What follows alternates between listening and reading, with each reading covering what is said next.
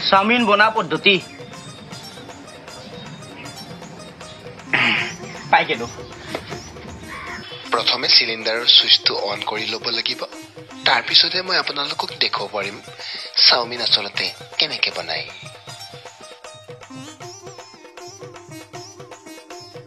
গেছটো জ্বলাই লৈ টাৱাখন বহাই দিয়ক ডাঙৰ টাৱা হ'লে চাওমিন বনাব সুবিধা হয় সৰু টাৱা হ'লে চলি যাব যদি এজন মানুহ এতিয়া তাত পিয়াজ দিব লাগিব পিয়াজ দিয়াৰ আগত তেল দিব লাগিব কিন্তু এটা কথা দেই কিছুমানে প্ৰথমে পিয়াজো দিয়ে যদি আপুনি তেল দিম বুলি ভাবিছে তেন্তে তেলে দিয়ক মই কিন্তু প্ৰথমে পিয়াজে দিওঁ পিয়াজ দিলে খাদ্যটো বেছি সুবিধাজনক হয় পিয়াজটো সৰু সৰু টুকুৰা কৰি তাত পেলাই দিব লাগিব কিন্তু অলপ সাদা হ'লে ভাল